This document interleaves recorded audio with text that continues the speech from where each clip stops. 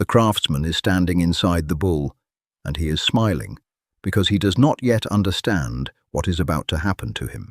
It is a little after midday, on the island of Sicily, in the city of Akragas, somewhere near the middle of the 6th century before the Common Era, and the sun is very bright on the bronze. The bull is new. The metal is still clean and golden and warm to the touch, and it is enormous, the size of a real bull and then larger. A hollow animal of cast bronze, standing on a low stone platform in the courtyard of the tyrant. There is a small door cut into the flank of it, between the ribs, and the craftsman has just climbed through that door to show the tyrant how the thing works. His name is Perillos. He is a bronze worker from Athens, and he has travelled a long way across the sea to sell this machine to the one man in the world he believes will pay for it. And he is, at this exact moment, the proudest he has ever been in his life. He is explaining the design. He wants the tyrant to understand that this is not a simple thing, not just a metal box you burn a man inside. Anyone could build that. What Perillos has built is far more clever than that. And he is standing in the belly of it, gesturing at the pipes near the head, telling the tyrant to imagine the sound. Because that is the secret of the machine. That is the part Perillos is most proud of. He has run a system of narrow tubes and pipes up through the throat of the bull and into its bronze mouth, and he has shaped and tuned them the way you would tune the pipes of an instrument. And the purpose of those pipes is this. When a living man is locked inside the bull, and a fire is built underneath it, and the bronze begins to heat, the man will scream. Of course he will scream. But his screams will not come out of the bull as screams. They will pass up through the tubes, and the tubes will change them. And what will come out of the bull's open bronze mouth will not sound like a human being dying. It will sound like a bull, like the deep, rich, bellowing lowing of a real animal. Perillos has designed suffering so that it comes out as music.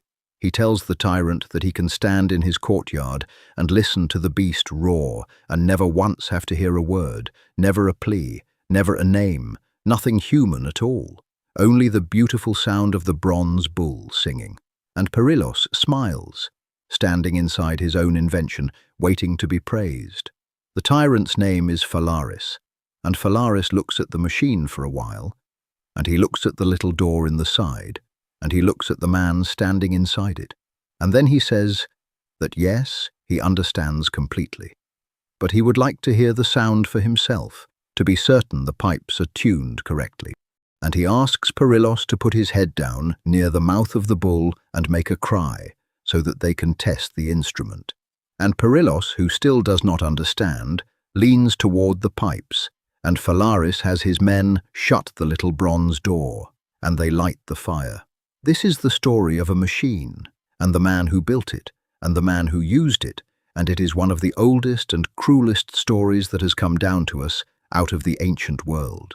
It is a story that the Greeks and the Romans told each other for 1,000 years, a story that turns up in their poems and their letters and their philosophy, a story so famous that the bull became a kind of shorthand, a single object that every educated person in the ancient Mediterranean could name if you wanted to describe pure tyranny. And it is a story with a shape so perfect, so cleanly and terribly just, that people have argued for centuries about whether it can possibly be true.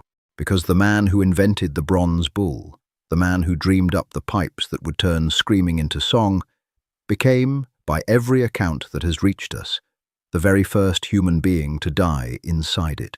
He built the machine, and he was its first victim, and he was killed by the exact cruelty he had designed to sell.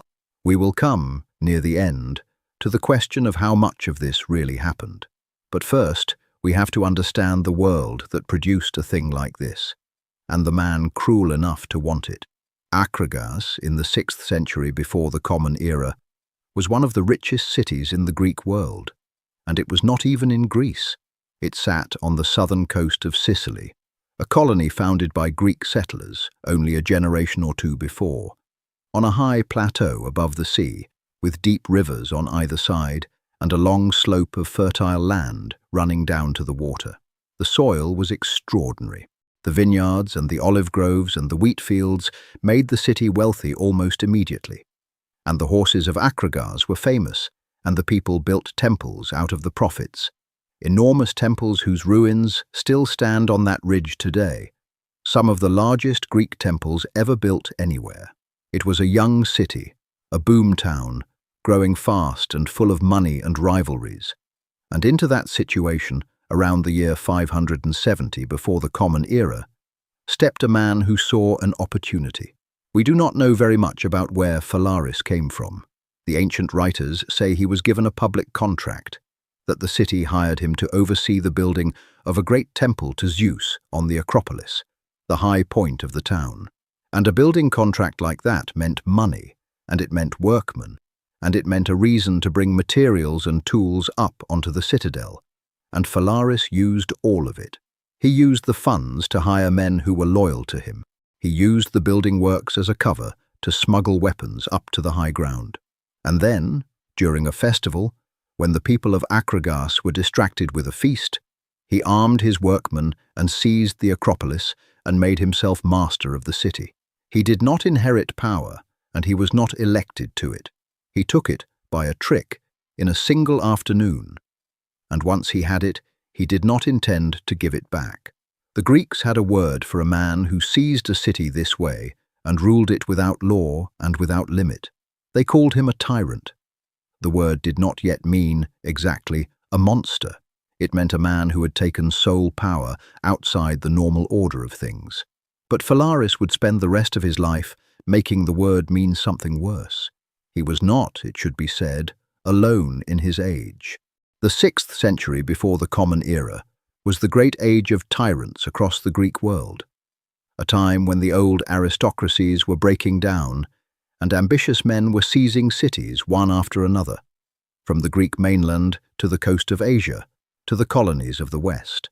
And Sicily, in particular, seemed to breed them. The island was rich, the cities were young and quarrelsome, the borders between them were always shifting, and there was always a war or the threat of a war with the Carthaginians in the west of the island, or with the native Sicilian peoples of the interior. That kind of world, wealthy and frightened and unsettled, is exactly the kind of world that hands power to a strong man who promises order. And Sicily would produce a long line of tyrants over the following centuries, some of them famous, some of them capable, some of them genuinely admired.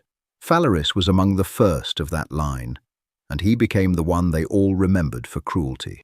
When later Greeks wanted to name the very worst that one-man rule could become, they did not reach for a mainland name.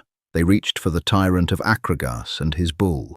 He set the standard, and it was a low one, and he set it early.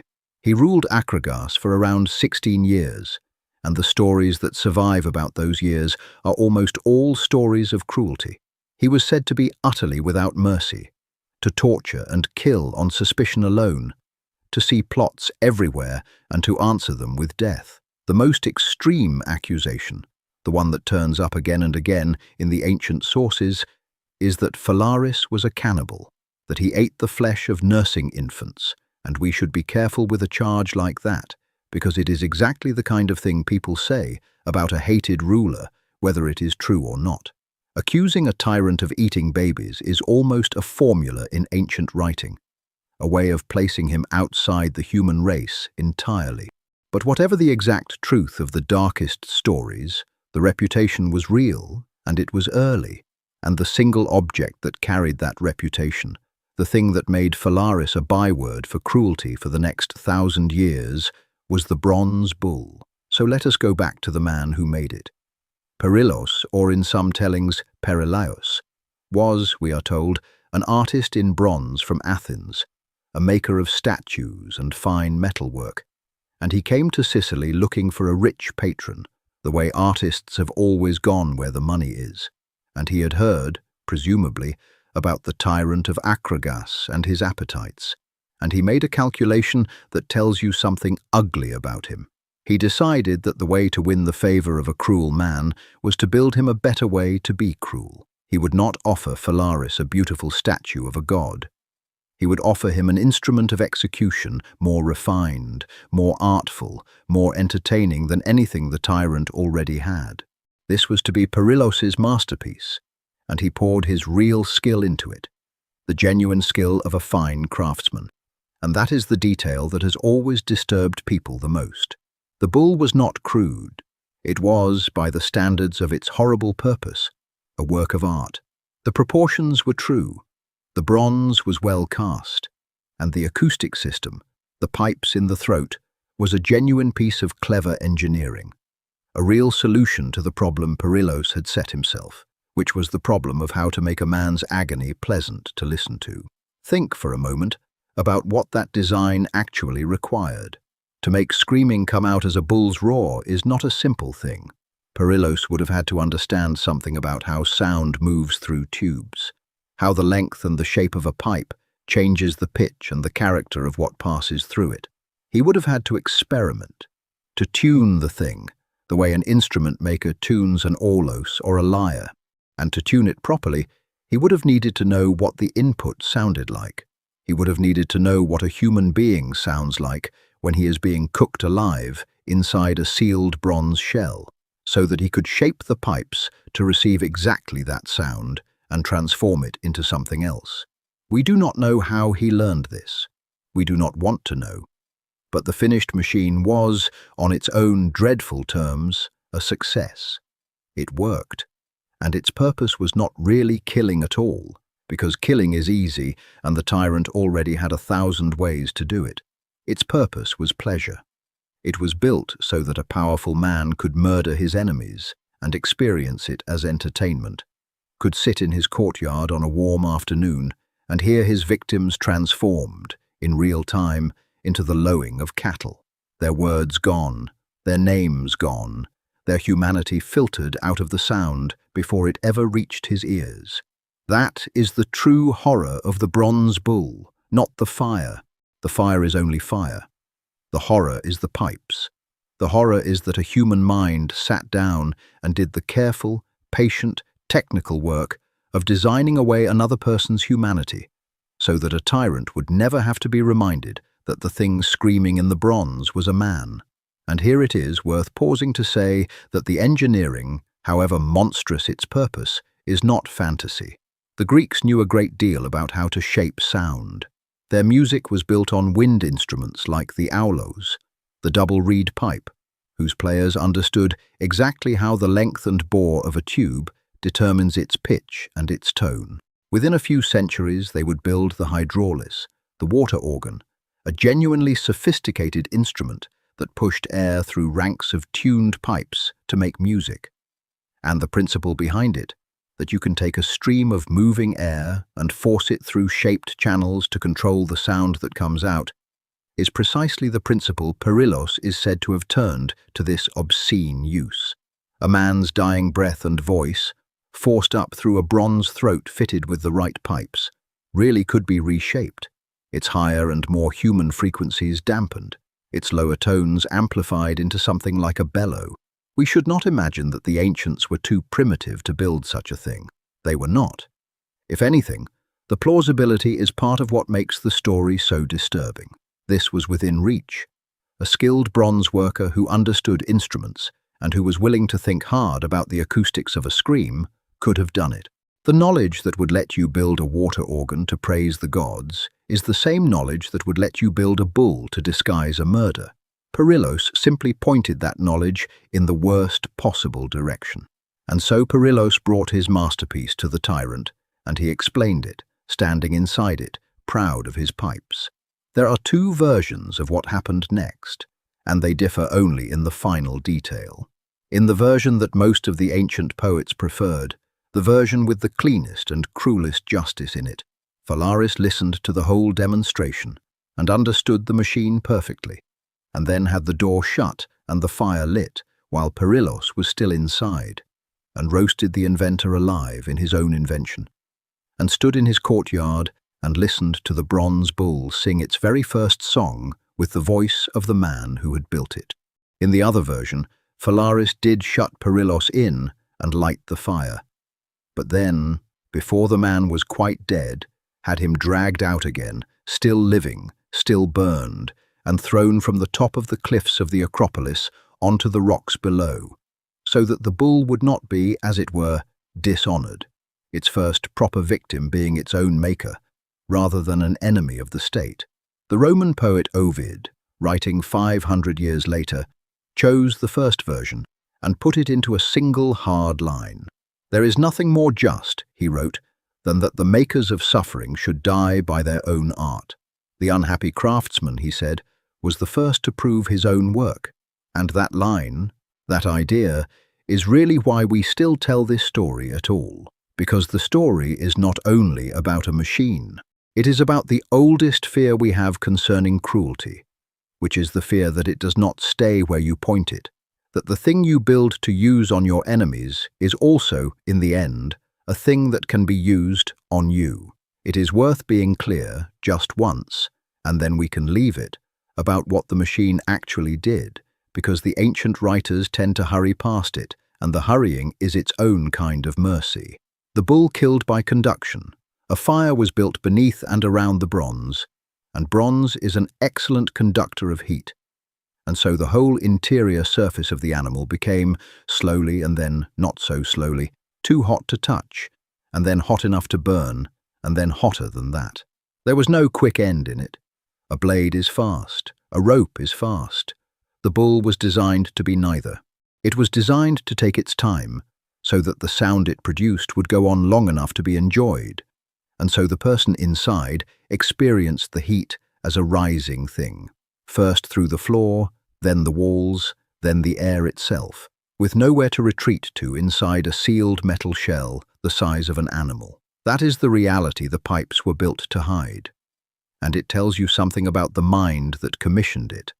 Because a man who only wanted his enemies dead had, as we keep saying, 100 faster ways. Phalaris did not want them merely dead. He wanted the dying to last, and to be heard, and to be pleasant. The machine is a confession, in bronze, of a very particular kind of appetite. And that appetite is really the thing this whole story is circling. We can find the bull horrifying and still, if we are honest, half understand the tyrant. Because the desire the bull serves is not some alien thing that died with the ancient world. It is the desire to make an enemy's suffering into a spectacle, and to be comfortable while watching it, and to feel nothing. Perillos understood that desire perfectly. That is why his sales pitch was not about efficiency, or pain, or fear. It was about comfort.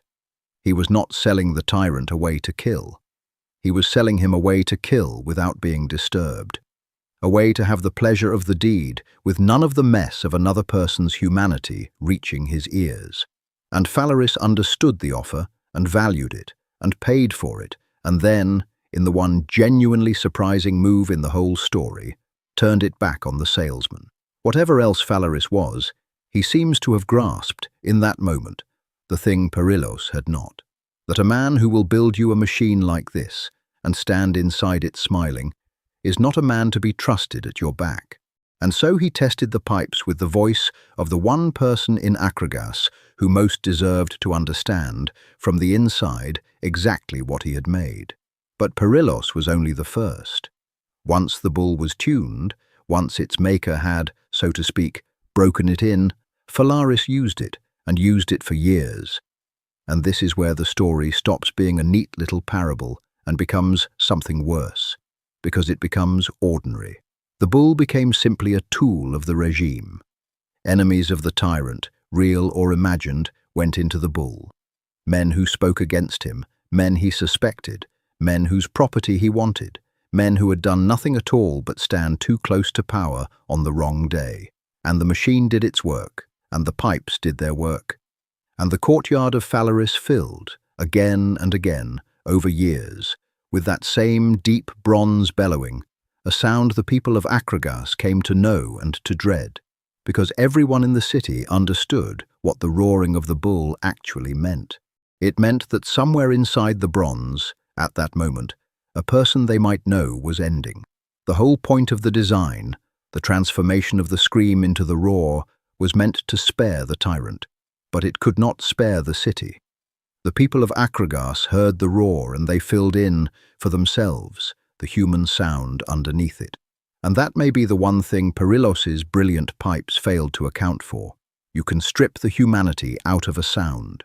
You cannot strip it out of the listeners who know what the sound really is. Try, for a moment, to live inside that city. You are a citizen of Akraga, a farmer, or a potter, or a merchant, and you have a family, and you have neighbors, and you have opinions that you have learned to keep to yourself. The tyrant's spies are real, or you believe they are real, which comes to the same thing. You have watched men disappear. You have seen a neighbor's house go quiet, and the family gone the next morning, and no one says where, and no one asks. And on certain days, without warning, the sound comes across the rooftops from the direction of the Acropolis, that deep bronze lowing, rolling down over the town, and everyone who hears it stops for a moment and lowers their eyes and waits for it to end. Children ask what the sound is, and there is no good answer to give them.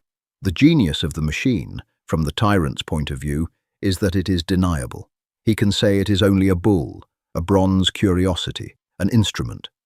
But no one is fooled. The whole city has learned to hear a man inside the animal.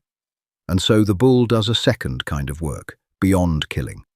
It terrorizes everyone who is not inside it. Every roar is a message to the living, a reminder of what the tyrant can do and what it will sound like when he does it to you. This is how a single machine can hold a whole city silent for 16 years, not by killing everyone, by killing a few, loudly, in a voice everyone is forced to hear and no one is allowed to name. For 16 years, more or less, this was Akragas, a rich city on a bright ridge above the sea, full of temples and horses and wealth, ruled by a man with a bronze bull in his courtyard. And then it ended. And it ended, according to the tradition, in the most fitting way imaginable. The people of Akragas rose against Phalaris. The stories name a leader, a man called Telemachus, and whatever the details, the substance is that the city had finally had enough, and there was an uprising, and the tyrant was overthrown. And the tradition, followed by Ovid and by others, holds that when they took Phalaris, they did not simply kill him. They put him inside the bull, they lit the fire, and the last voice the bronze bull ever transformed into a roar in the courtyard of Akragas was the voice of the tyrant who had commissioned it, dying by the exact machine he had used to kill so many others. His screams turned into music for no one, because the man who had enjoyed that music was himself the one inside. The maker died in it first. The owner died in it last. It is almost too perfect, and we will have to ask, soon, whether a story this perfectly shaped can really have happened the way it comes down to us. But hold that question a little longer, because the strange life of the bronze bull did not end with the death of Phalaris. The bull apparently survived.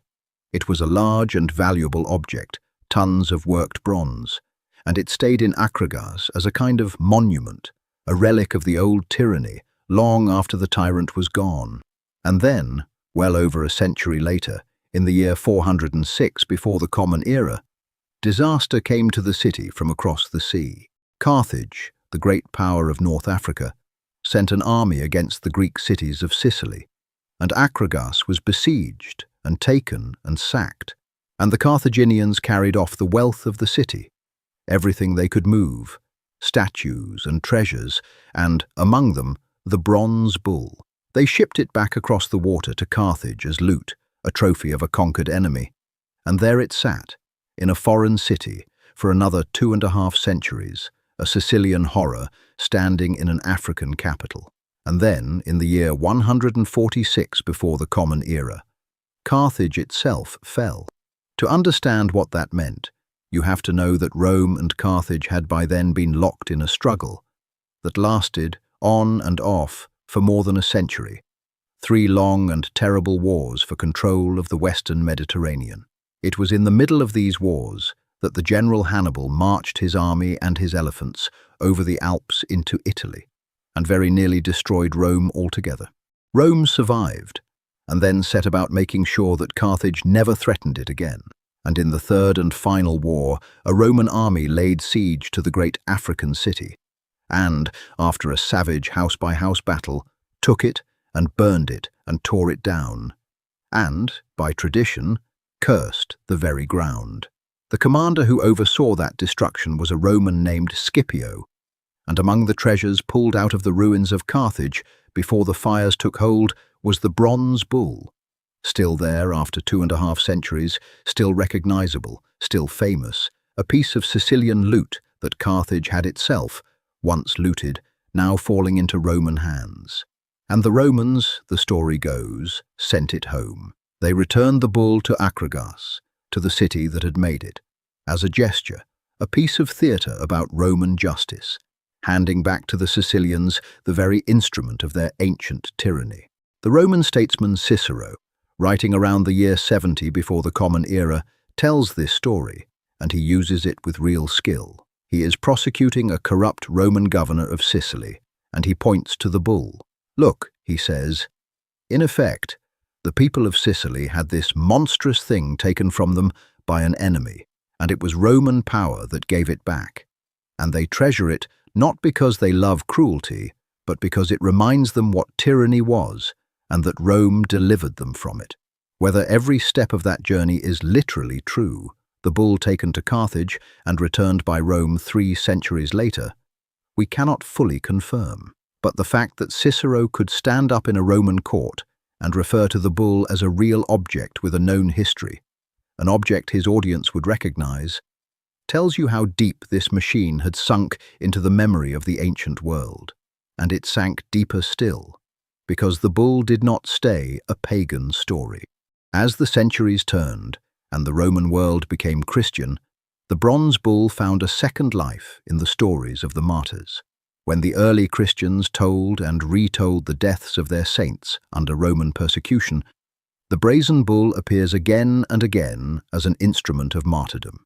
The most famous is Antipas, named in the Book of Revelation as a faithful witness who was killed in the city of Pergamon, and the tradition holds that he was roasted to death inside a brazen bull toward the end of the 1st century of the Common Era, under Roman authority.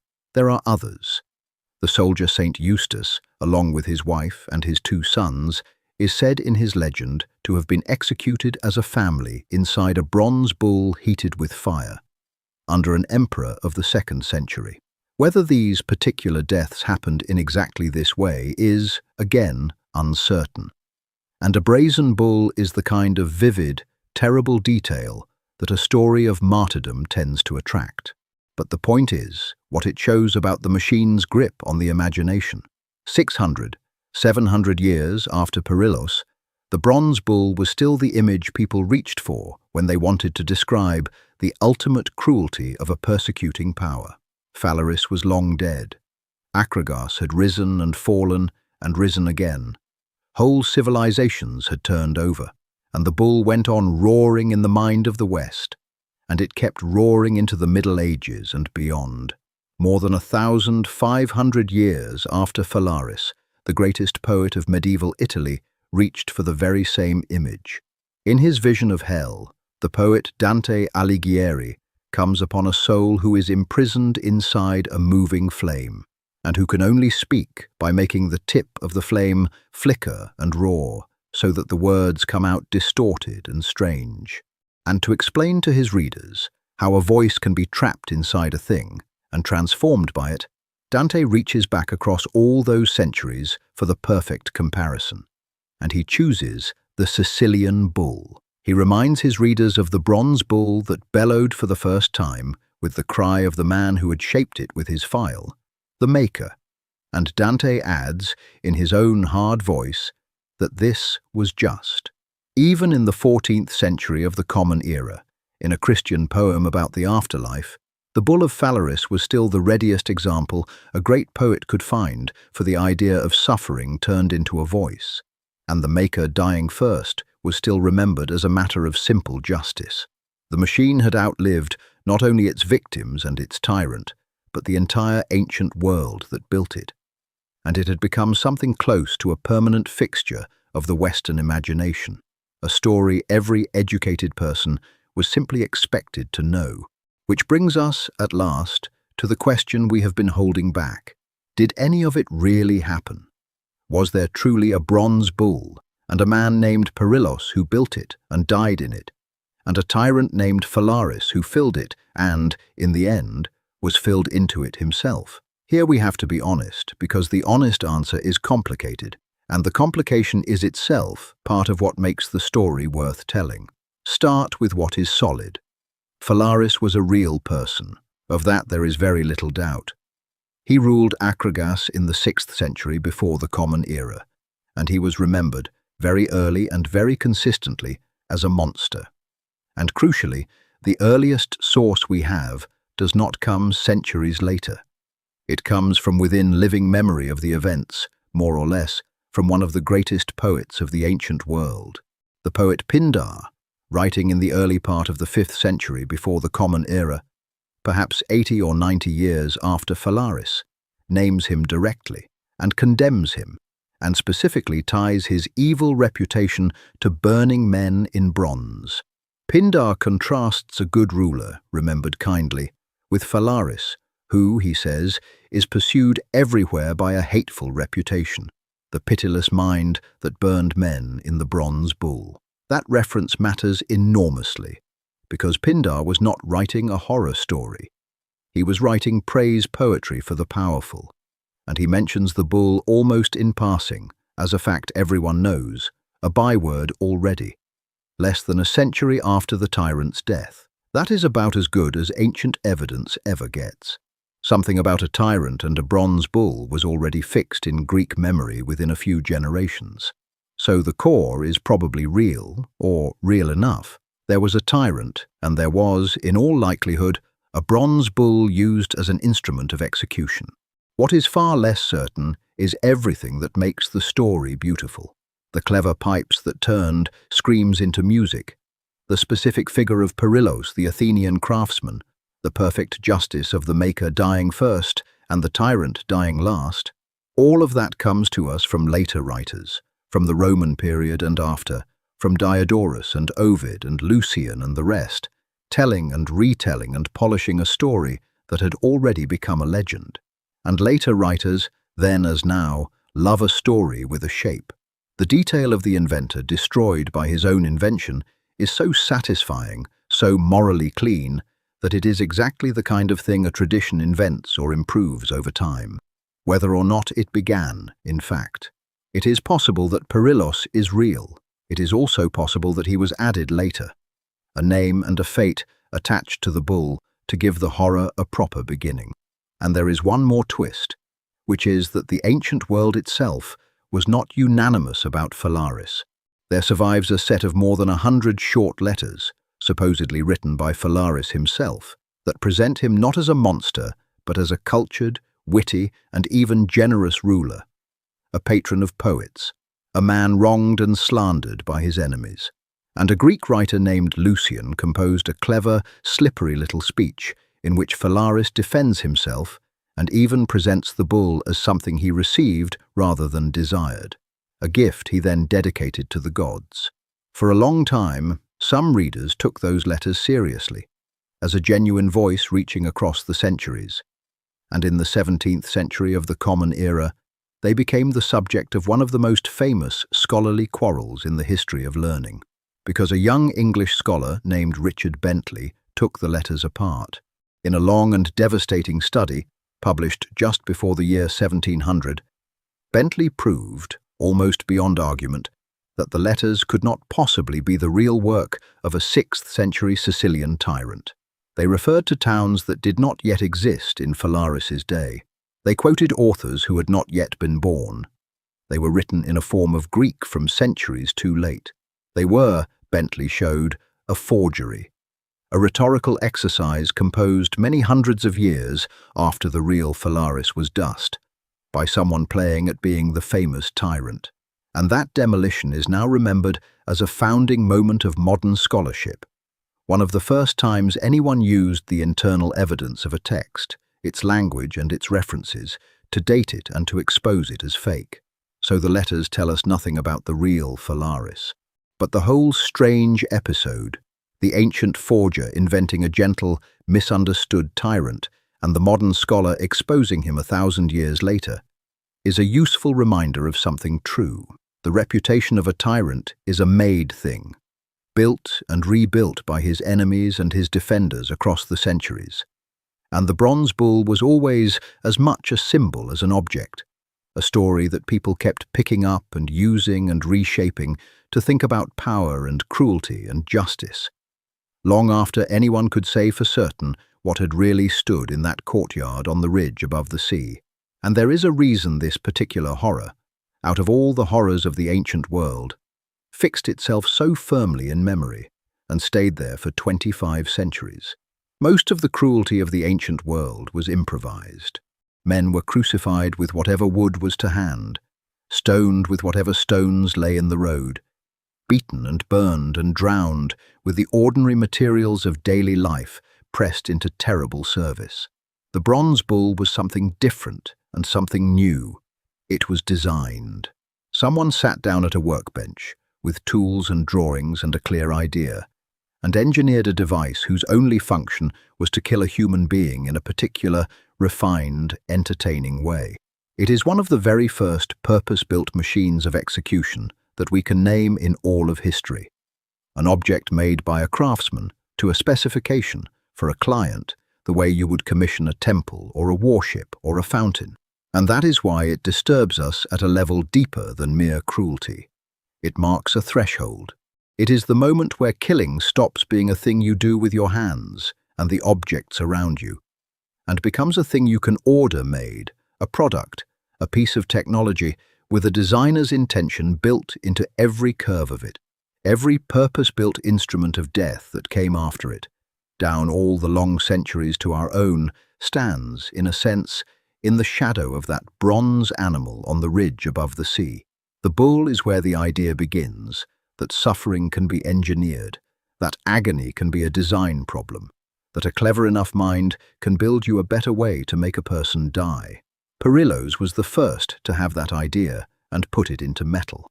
And the ancient world, remembering him, understood that this was not merely one more cruel death among thousands. It was the birth of something. And it was fitting, they thought, almost necessary, that the man who opened that door should be the first to walk through it. And maybe that is the right place to leave it. Because in the end, the truth about the bronze bull sits in that uncomfortable space where so much of ancient history lives, part fact and part fear. An object that almost certainly existed, wrapped in a story that was almost certainly improved. But notice what the story chose to keep at its very center. Through 1,000 years of retelling, in the mouths of poets and orators, and the writers of the lives of saints, it kept Perillos, it kept the craftsman. Out of all the men who died in that bull, the enemies of the tyrant, the citizens of Akragas, the martyrs of a later age, the one the story insists on remembering, the one it will not let go of, is the one who built it. His name has come down to us out of the deep past for one reason, and one reason only. Not because he made something beautiful, though he was, they say, a real artist. Not because he served a king, though he tried to. He is remembered because he sat down and used his genuine skill and his real intelligence to design a machine for turning human agony into pleasant sound.